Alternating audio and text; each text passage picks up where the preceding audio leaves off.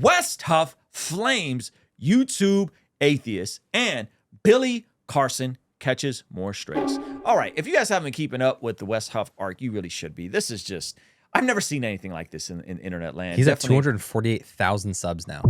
It's been like, what, 2 weeks? 3 weeks? This is, no, it's been about 2 months. Yeah. What?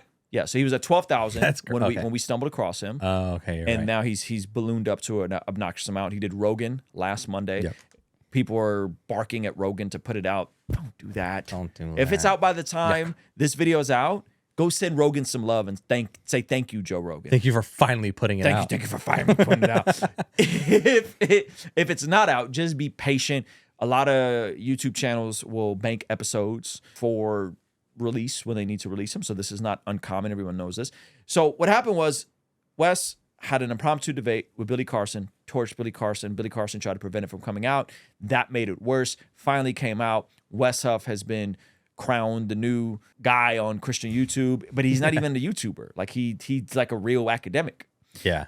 And so what's that led to is a bunch of people attempting to call him out for debates. Now, we'll get to some of those in a moment, but this was the response he made. Are we going to go to his response? We'll go to the what triggered his response. Got it. Okay, so what triggered his response? What we think what triggered his response is Myth Vision, who I actually like Derek. I think Derek's a sweet guy. I've talked to Derek on the phone. I think I've called into one of his streams before. Derek is a former Christian, deconverted, and he aligns more with the Jesus was a myth model. Now, I've actually invited Derek to come on the channel to have a good faith dialogue, if you will. I'm sure at some point we will make that happen. Not that I necessarily am trying to debate him per se. We will be having a conversation at some point in person, hopefully. Yeah. And it's hard to tell when he is operating in good faith. With me, he's been generally operating in good faith. But there's been times with Inspiring Philosophy where Inspiring Philosophy did a super detailed stream kind of calling him out, and to Derek's credit, he's apologized for stuff. This is within like 2 weeks ago. That's sweet. And so there's been multiple sides of Derek. So it's hard to tell when he's a good faith actor and when he's just trying to like nitpick and kind of do like the atheist heresy hunter version. Yeah. You know, and I'm excited to bring you guys our very first 3-day conference called the Blessed God Summit, happening March 27th, 28th, 29th in Southern California. And at this conference, we'll have your very own Preston Perry. Me as an evangelist, I've made it up in my mind that I'm not going to leave people with an excuse not to serve Jesus. Dr. Sean McDowell. If there's one thing Christians should care about, it's truth. Our vision with this conference is to equip, empower, and inspire people to do the work of the ministry that God has for them in this time. And at this conference, we'll have your very own Alan Parr and his wife, Jim Parr. The number one reason, like, you know, people want to get divorced because they want to find someone else who can make them happy. Now, what they don't realize, they're chasing the wind. John McCrae from What Do You Mean? What you may be shocked, or you may not be shocked to know, is that the majority of Christians in America, they don't know how to articulate the message of the gospel to non-believers. Lila Rose. Love and marriage go together, that sex and marriage go together, that sex can bring life into the world, and that's an amazing thing, that's not a bad thing. Trizzle Fitness. Most people fail at dieting because they're just trying to lose weight too fast. What are you in such a rush for? But where a lot of people get stuck is figuring out what it looks like to walk in that. And so these 3 pillars of our conference will be covering everything from apologetics to family in the home and the marketplace, and how you can lean into those 3 pillars to discover your calling on this side of eternity. So this video is called Wes Huff is lying like they accused Billy Carson. But pinned comment shortly after. Looks like some mistakes have taken place on Wes's end pertaining to his initial response to Neil. He made it clear that he made a few mistakes and Neil made mistakes in mentioning Celsus. Stay tuned for follow-up discussion. We have been wanting to discuss these matters with Wes, even debate with him, but he has made it very clear he is too busy. It sounds like Wes Huff cleared something up and they just caught it later. So again, to his credit, it sounds like he's admitting that there was a mistake made on his part and apparently on Wes's part. But the accusation that Wes is intentionally lying is crazy. Yeah. Later, this is under the replies of that same comment, right? So there's a lot of people. This whole video is ratioed, by the way. Equal amount of dislikes to likes. Oh, okay. So Wes Huff fans are definitely pulling up. Amazing how many likes this comment has. It goes to show that most have no clue that he said he wouldn't have time to talk till 2026. Yet he has the time to show up on apologist channels. This many likes also is a sign that most of the viewers don't know what they're talking about. So basically, he talked to him, got a response, and said, Wes isn't available till 2026. This big response. Which, by the way, we're trying to get Wes to the Blessed God Summit. Yeah. Same exact thing. He told us the same thing. So he's not lying. Like, his year was already booked out. And me and Wes are very friendly. Yeah. And so he told me the same thing. Like, man, I really wish I could do it, but like I genuinely can't do it. Yep. You know? I'm probably not going to debate you is the name of this video. Which Amazing. Is absolutely hilarious. It's 3 minutes and 58 seconds. We're going to watch the entire thing. So funny. Yeah. Wes is funny, and I don't know if he he's knows. trying to be funny. That's a fact. Yeah, that's a fact. This is almost comedic.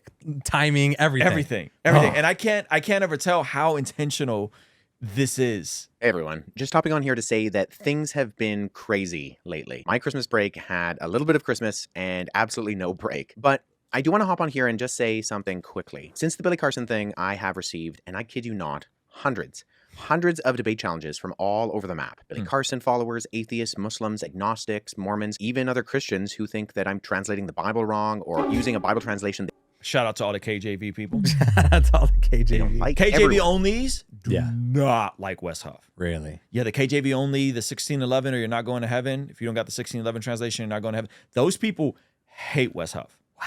Because he says that other translations are also good and useful. Yeah. Yeah. So that's like the majority view, though. Yeah. You know. Yeah. From just regular people who think I'm wrong to other people in related fields with PhDs themselves. So let me just quickly say something here. I don't consider myself a debater. I'm not looking to become a professional debater. Have I done formal debates in the past? Yes. Will I do them in the future? Probably. But I am not obligated to agree to every debate challenge that comes across my desk, especially right now amidst the craziness that's currently taking place in my life. And Yeah. He's like, first of all, you weren't asking for a debate 3 months ago, okay? When I knew just as much stuff then as I know now. Yet it seems wildly convenient that I have all a of a lot. sudden, everybody wants a piece of Wes Huff. Huh, interesting. Yeah. I'm not running scared of you because I say no to your debate offer. My schedule right through 2020. That's so good. My schedule right through 2025 was full last summer. I had told my wife I was going to do no more traveling or speaking months before I even interacted with Billy. I am. People think that like internet people are robots. And it's like, you algorithm gives you love. Now it's time for you to travel the world and speak to every single debate ever. It's like, yeah, he made a promise to his wife before he blew up, and he was still busy. Yeah, he was still busy. He works closely, and I think a part of Apologetics Canada. He travels and makes like resources overseas. That's crazy. His wife is expecting another baby. They're expecting another baby. Hello. They already have a kid, or maybe 2 kids. I'm not sure how many kids it is, but I think this is their second kid. The dude is busy. Someone said, Morpheus said, atheist. He got married to get out of our debate. That's amazing. Not a full-time YouTuber. I have a full-time job. A job that has responsibility. Yo, one of the top comments here said, Wes really said, I'm employed, bro, to all the Reddit atheists. God bless you, Wes. I'm literally serious. He said, I have a job, bro. I have responsibilities. I have a full-time job. Oh, man. It's so good. Abilities and regular daily commitments. Yeah. On top of that, I'm finishing a PhD dissertation. And I know a lot of people don't know how much work and commitment goes into that, but it takes a lot of time during my week for researching and writing. Not to mention, I have a wife and kids. I have a number of events that are on my calendar, and they've been there for months prior to this. Yeah, because he's been at this for a while. Yeah. Like he's new to the Christian YouTube world. Yeah. Or the apologetic space, but he's been active for a long time. Yep. You know? Discussion for a long time leading up until this point that I have committed to. I am taking on basically nothing on top of that. Now, the caveat to that is that there are some people who have the, say, biggest platforms on the planet who, if and when they contact me, I am going to drop everything to do that. And Why is that unreasonable for some of you guys? Wow. So he can do Joe Rogan, but he can't debate me. Interesting. Okay. I noticed you said you didn't have any time in 2025, yet you squeezed in a Joe Rogan podcast. How dare you go on Patrick Bet-David? Wow, the Blessed God Summit's coming up, but apparently Joe Rogan is more important. Wes, apparently you can fly in and do Joe Rogan. You can't come to my summit.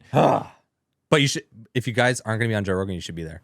You guys should be there. You guys, yeah. Let'sGotSummit.com. Let'sGotSummit.com. Pull up. So, yeah, I think, yes, Yes, this is yes. When Joe Rogan calls, you pick up the phone and say, "All right, I'll be there." Yeah. It's not rocket science. So good. Go to their interview. But that list of people could probably be counted on one hand. Let me say this. Some people have criticized me because I keep saying my schedule is full until 2026 and I can't debate them. But that I was asked 24 hours beforehand to debate Billy Carson, and I said yes. A formal debate requires prep. In fact, I have told people in the past that I will not agree to formally debate them earlier than 6 months in advance to that event. Why? Because I want to make sure that I'm well aware of their position, how I can represent them accurately, understand their perspectives, and be able to interact with them knowledgeably and respectfully. That is awesome. That's what you want. Yep. By the way, shocker, big shocker. Some guys, now, all props to a Jay Dyer or Andrew Wilson. Yep. Those guys live in debate mode. Yes. Yeah. Everything is debate to those guys. And I'm not saying that as a pejorative. Jay Dyer's really good at what he does. Yeah. Right. But the rest of us, we have to prepare. We need a full night's sleep. We need a full night's sleep. We need to prepare. Like when I debated Rollo, which wasn't even that long of a debate and wasn't even that formal of a debate. Like I read his books. I had to read his books. I had to watch his other videos. That was a lot of headspace. I remember that. And I'm fairly good with retaining information. Yeah. So when someone is like, "Hey, no, I don't care to debate you," Derek, all props. Derek has his shtick. He has a shtick about the myths and the other religions and how they all have similar stories to I don't have the time to sit around and go and track down every single character from history that you are ascribing parallels to having with Jesus, and that's your proof that Jesus was a myth. I don't have the time to go and read all those people and then show up to a live stream and do a debate. Now, are there times where there may be benefit to that? We're going to create a live environment like modern day debate does, where you're going to have an audience. It is going to be organized. It's going to be structured, and there can be utility with that. Absolutely. I think Gavin Ortland's debate against Trent Horn was fantastic. They debated on Sola Scriptura. All fairness, a hard position to debate as a Protestant. And by the way, Catholic brothers and sisters, I would love to see you guys debate the Mary dogmas. I'd love to see you guys debate papal infallibility. Like, because it's easy to debate Sola Scriptura. Debate some of the harder ones. You know, praying to the saints or praying through the saints. Anyway, I say all that to say that requires prep and order and structure and flying to places and sitting down. This whole like debate bros vibe isn't. No one wants to be a part of that. I sent you a link. Just arrive. And we'll pull debate. Pull up or shut up. Yeah. Like, no, that's not how this works. So aggressive. Go ahead. The reason I didn't go through that with Billy is because I didn't need to. I could agree to debate Billy Carson and show the gaping holes in his perspectives and worldview with less than 24 hours prep. And Yo. He said I didn't need to. Billy Carson catching strays. Yo, he's like, yes, I want every other random person on the internet. I need to prepare because he said, I have hundreds and I need to prepare for all of them if I was to do them. But Billy, I could poke holes in his argument in less than 24 hours. Yeah, and he has sat with Billy's content and really gone in depth to sit with his content to be able to pick it apart. Yeah. You know what I mean? And so, yeah, it would make sense. Now, again, I don't think anyone from the Christian apologetic space is afraid of anyone. Yeah. Not Alex O'Connor, not Derek from Myth Vision. No one's afraid of you guys. No one's afraid of you guys. It's just it requires different prep at different times, and most of us don't live in the world of debate. Now, there's some shooters out here. We got some shooters out here that'll pull up and impromptu debate you. Who? JP Uncut, Apologia Center. Like there's guys that'll pull up and they got the time. You know, the rest of us got a lot of other endeavors that we're working on. I think pretty much everyone who has some sort of base level competency in the subjects that were talked about in that conversation with Billy could too. It just happened to be me who was given the opportunity to do so. If I turn you down for a debate, it could be because I would want to do the due diligence to respect your position enough to actually put in the work to properly interact with you. I could be saying no to you right now because I don't put Billy Carson and you in the same category. And I do think you're someone worth taking the time to be considerate with their time and prepping properly for. And I'm sorry, but right now I just do not have the time to properly and honestly do that. I just find myself currently in an unusual season. So let me say thank you to everyone who's reaching out. I appreciate all the interaction. I really do. The traction this thing has gotten is dizzying, but I'm so thankful for you nonetheless. So with all that said, you know the drill. Go out there, love God, love people. Amen. Amen. One time, Wes Huff, I thought it was a perfect response.